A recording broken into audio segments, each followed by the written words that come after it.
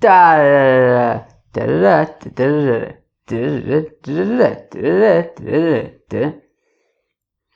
thought it would be funnier. How you doing there? Welcome back to Babylon Talmud. Today we're studying Daf Ayin Hey, Daf 75 of Masechta Nedarim. Friends, I forgot to take into account the mistakes. Alright. I also forgot the oohs and ahs. Alright, we'll do it another time, it'll be funnier. Alright. Oh yeah. Yeah, well, today we start doing this like situation where can a person be like made for Nedarim in advance? Let's see. We're going to start in the Mishnah Daf Ayin Hey Amud Aleph, about halfway through the Amud. Omer leishto, a fellow says to his wife, Kol Nedarim shetadurim mikan ad she'avu mimakom ploni. Any vows that you make between now and when I come back from a certain place, harein kayomin. They are real. They're going to happen. If you say you're not going to eat pizza, well, by God, you're not going to be eating pizza. Lo amar klum, irrelevant. Harei hein mufarin, but what if he said punkt fakert? What if he said that any nedarim that you make until I come back are null and void? Rabbi Eliezer omer mufar. So Rabbi Eliezer says they're null and void. V'chachamim omrim einu mufar. Whereas the chachamim say no. So therefore, this guy's going away. He says, look, any nedarim that you make between now and when I come back are null and void. Rabbi Eliezer says they're null and void. Whereas the chachamim say, no, you can't do that. Omer Rabbi Eliezer. So now Rabbi Eliezer makes his argument. Im heifer nedarim shabo lichlal iser lo yofer nedarim shelo bo lichlal iser. So Rabbi Eliezer makes his argument and he says, look, if a husband can be made for nedarim that were already made, she already said, I'm not eating pizza. And he could undo that and say, you're eating pizza. So once already she makes the neder, he could annul it. Certainly, if she hasn't yet made the neder, he could annul it. It isn't even a thing yet. It's less powerful before it's actually, made. So if he could undo a neder that's been made, certainly he should be able to, in advance, nullify any vows that haven't even been made yet. Right? A vow that hasn't been made yet must be weaker than a vow that has been made. Omrulo, they said to Rabbi Eliezer, but what? I hear the argument, but Harei Omer, we have a pasuk, Ishi kimenu v'ishi yiferenu, that her husband can establish it and her husband can annul it. Only a vow that he can be makayim can he also be mefer, right? Meaning if she's already made the vow and he can be makayim the vow, he can also be mefer the vow. But if it hasn't been made and it hasn't gotten to a place where he can be making the vow, so he also can't be mefer the vow. It's a gzeres hakosov. That is what the chachamim replied to Rabbi Eliezer. Frekt de gemare. And this is what's basically going to take us until the next Mishnah on tomorrow. Ibailu, the Taka Asakasha, Rabbi Eliezer. According to Rabbi Eliezer, who says that he can annul the vow in advance, right? So he could say, look, I'm going away, any vows that you make between now and when I come back are null and void. Rabbi Eliezer says they're null and void. Now, they want to know, what's the technicalities, what's the construct in which this works? Meichel cholin uvtelin odumalo cholin klal. You hear the shaila? Do we say that if now he goes away to some place and his wife says, I'm not eating pizza, so do we say that for an instant this vow has been made and she can't eat pizza, but immediately it then gets knocked down? So it's been made for an instant, but it immediately gets knocked down. Or do we say it's never even made? That kilu, when she says that she's not going to eat pizza, it's absolutely irrelevant because it's already retroactively been, I don't know if retroactively is the right word, but it's already been pre-annulled. So it never ever even comes into existence, this nonsense of not eating pizza. Now, or do we say punkt fakert, or do we say that no, she says she's not going to eat pizza, so she says she's not going to eat pizza. She made the neder, but then immediately after the neder is made, it then gets knocked down. L'may nafkamina. No, why do we have to get so technical? Who cares? Well, there could be nafkaminis. What if somebody says, I'm also not eating pizza, just like she's not eating pizza? Right? She says, I'm not eating pizza, and somebody else says, you know what? Me neither. So then, so if we say that for an instant, her vow is a vow, well then when this other person hears her and is inspired and says, you know what? Me too.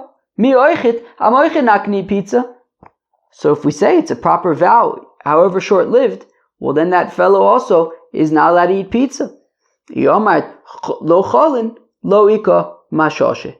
But if we say that no, the vow never even existed because it was pre-annulled, well then when this person says me oichit, he says me too. Me too to what? There's nothing there. She's saying that she's not going to eat pizza, but that's already been pre-annulled. So therefore when he says me too what? There's nothing there to begin with. So that's enough kamina. If a fellow says him also. Tashma. So what do we say? Right, so Mais, what do we say? Tashma, come in here. Omer Rabbi Eliezer says Rabbi Eliezer. Im heifer nedarim sheba'u lichlal. So this is what Rabbi Eliezer had said in the Mishnah. Well look, if a husband could be mefer a neder that has already been made, and it's already been made also, right? Meaning he hasn't gone away. He's there with his wife, and his wife says, "I'm not eating pizza," and he says, "Yes, you are," and he's made for the neder.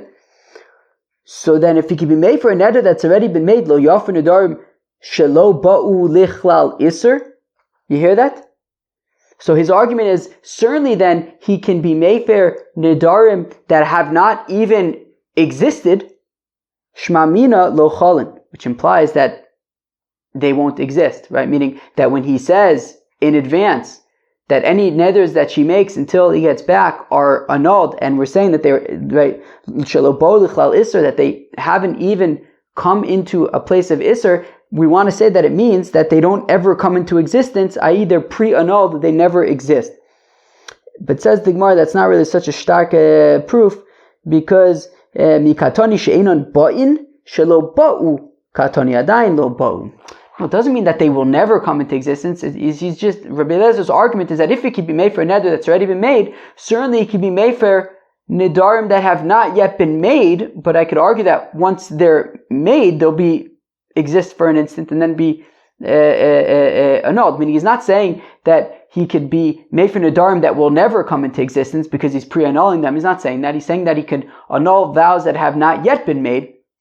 But I can argue that when they are made, they exist for whatever instant until the pre-annulment kicks in and then annuls them.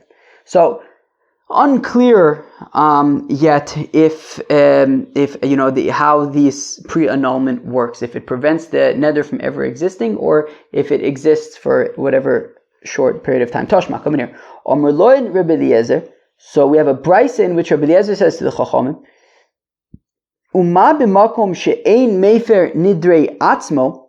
No, if a fellow says that he's not going to eat pizza, so he can't be mefer his own neder. Mishe nodar. Wait, what? Where am I? She'ein mefer nidrei atzmo mishe nodar. Mefer nidrei atzmo ad shelo yidor.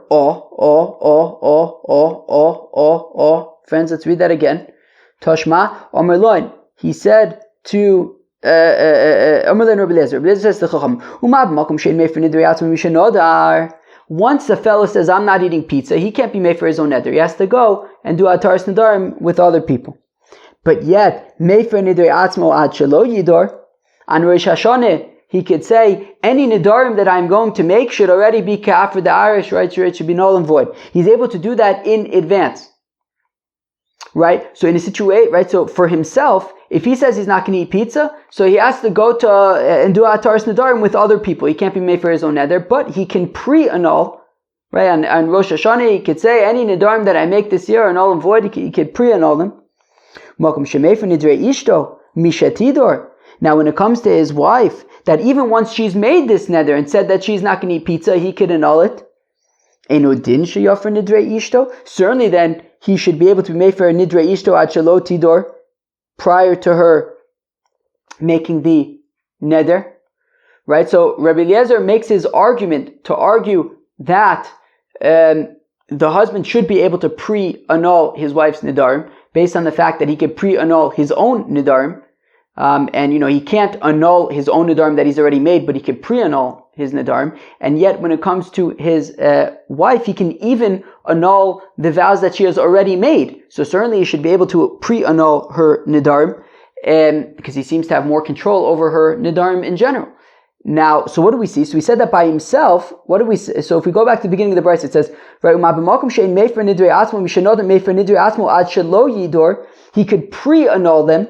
So I'm going back to where we are now in the Gemara. My lab the isho duma delay. So let's say that pre-annulling for his wife should work in the same way that it works for him. Mahu de lo chaylin, just like when it comes to pre-annulling his own vows, they will never ever be chal, they will never exist at all. Af ishto nami de lo chaylin. So let's say that his wife as well, when he's made for her nedarim, they will never be chal, they will never exist, just like his. Lo al kedisa vel kedisa. No, they're under a zachin. They're two separate things.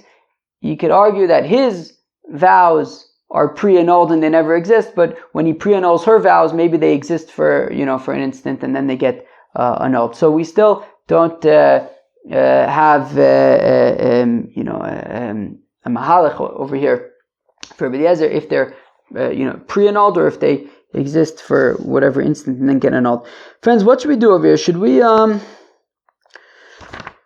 go weiter? There isn't really a geschmacka place to stop. I could stop over here, but we're like mamish in the middle of the sugya. I could alternatively go weiter a shtiko, but then we may as well basically get to the bottom of Ein Vav Mud Aleph. Once we get to the bottom of Ein Vav Mud Aleph, we may as well get to the Mishnah on Ein Vav Mud Beis. What are we just going to do? Half of Ein Vav? What should I do?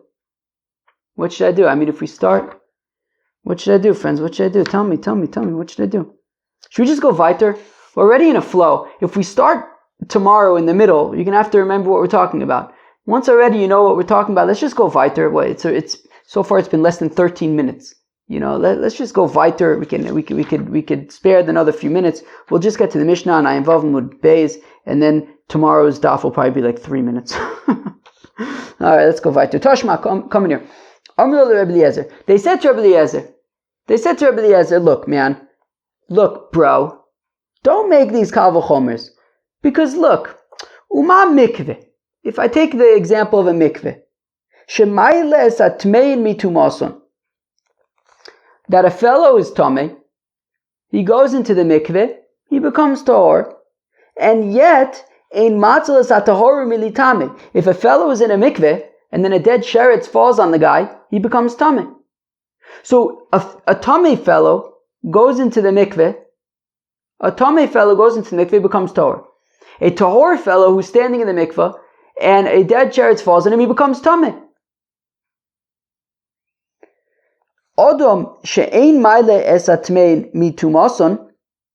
So I would say logically then, the logic would follow that an individual, that if a tahor person swallows a tamei ring and then vomits it out, that tamei ring is still tamei, right? The guy is tahor, he swallows a tamei ring, pukes it out, the ring remains tamei.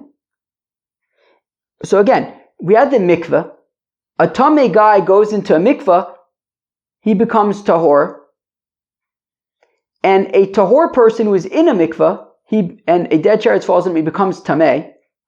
So now an individual who, if he were to swallow a tamei ring, he's tahor, he swallows a tamei ring, pukes it out, it remains tamei, well then certainly I would think, enodinhu shelo yatzil ala tahorin mili tamei, well then I should certainly think that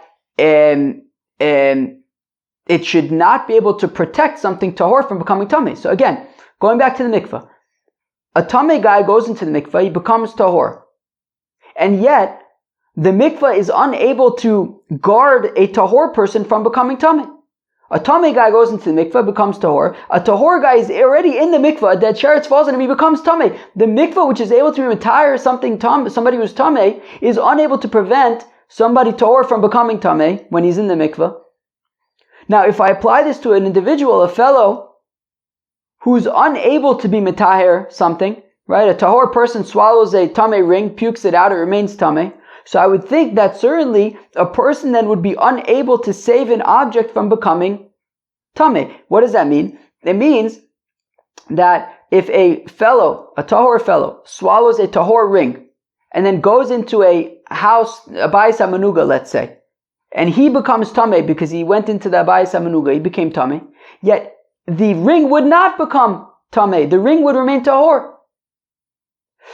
So, right, so meaning if you have a tahor person in a mikveh, he becomes tameh if a dead sheretz falls on him. And yet if you have a tahor ring in a tameh person, because he went into bayis hamanuga, the ring remains tahor. Even though if a tahor person swallowed a tameh ring and puked it out, it would remain tameh. The point being that the law, you can't necessarily make these kal v'chomers when it comes to something that's established becomes undone, therefore something should be able to prevent something from becoming done, right? Meaning if we apply it back to our situation, right? Meaning the Chachamim are arguing to Rabbi Eliezer and saying, look, if you apply it back to our situation, Rabbi Eliezer, you're trying to make the argument that, if he could already be mevatel his wife's neder, right? She says she's not going to eat pizza, and he says, yes, you are eating pizza. Be mevatel a neder that was already made. Rabbi Eliezer, you want to make the argument, therefore, it would be logical to say that it should be able to prevent something from, right, be able to prevent her nedarim in advance. So the Chacham say it doesn't necessarily work like that, because if you take, for example, the mikveh, right, the mikveh is something that could, right, you have somebody who's tameh, it could be mitaher a tameh person, and yet it doesn't prevent a tahor person from becoming tameh. So we see that these kal v'chomers don't necessarily work over here, right? Meaning we want to say that the mikveh, a tameh person goes in, he becomes tahor, but it doesn't prevent him from becoming tameh. And then we would think logically how that would apply to a ring being swallowed by a fellow, and he walks into a house, and these kal v'chomers don't necessarily add up. You can't logically make assumptions when it comes to things that are able to be undone versus preventative, because the logic doesn't necessarily add up, as we see when it comes to the mikveh and the puking and the bayis hamanuga. But agav shmamina lo chalin. What did the rabbis say to Rabbi Eliezer? They said shemala satameh ein matzah sator mili tameh. It doesn't prevent, right? The Chacham had said to Rabbi Eliezer, hey, the mikveh does not prevent somebody who's tahor from becoming tameh. So we had the havminah to say that it would be preventative. It would prevent the person from becoming tameh at all. We say that it doesn't work that way, meaning we're saying that even though a tameh person who goes into mikveh becomes tahor, yet the mikveh does not prevent the fellow from becoming tameh. But the point is that the havminah is that the mikveh would prevent the tahor fellow from becoming tameh in the first place.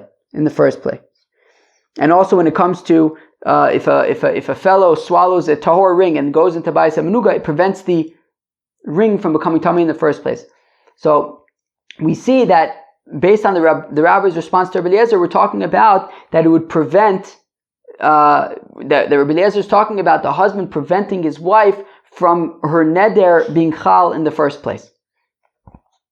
But it says the Gemara, Ema Seifa, Lav Dafka, because I can bring you a proof from the Seifa, right? If we continue in that brisa, I'll say Punkt Fakert, I'll say the opposite, that actually it becomes Tameh, right, that the neder would be chal and then immediately mivutal. It says, that they said to Rabbi Eliezer, Im matbilin kli tameh li toher, if we can take a vessel that is tameh and you put it in a mikvah and it becomes tahor, yatbilu kli tahor lichsheyitama li toher, that I should be able to take a vessel, a tahor vessel, put it in the mikvah and it should prevent it lichsheyitma, that when it will become tameh li toher, right? The rabbis argue to Rabbi Eliezer that I should, based on your logic, I should say that if I could take a tameh vessel, put it in the mikveh, and it becomes tahor, I should be able to take a tahor vessel, put it in the mikveh, and it should prevent it so that if it in the future becomes tamei, it will then immediately then become tahor. So shmamina chaylin, which based on that, we're saying that it becomes tamei and then would immediately become tahor.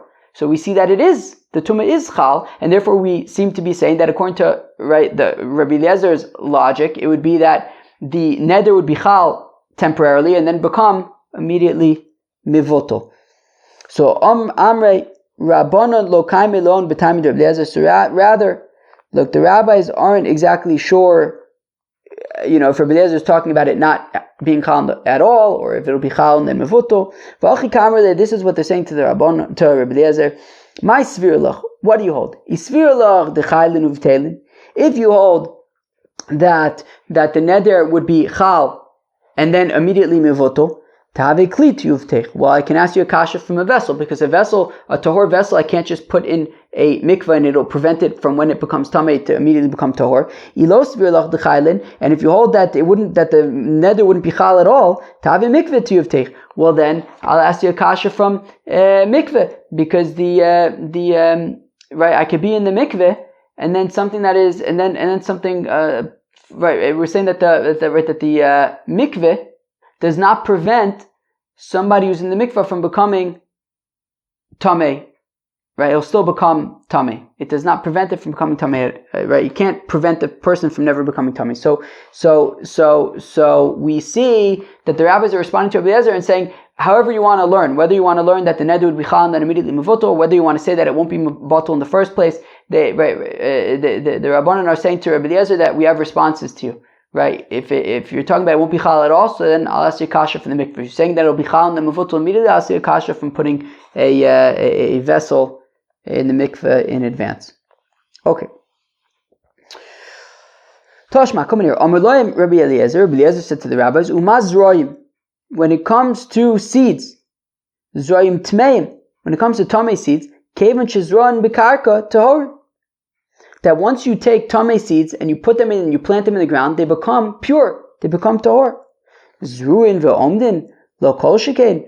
Well, if they're already planted and they're tahor, shouldn't they never become tamei in the first place?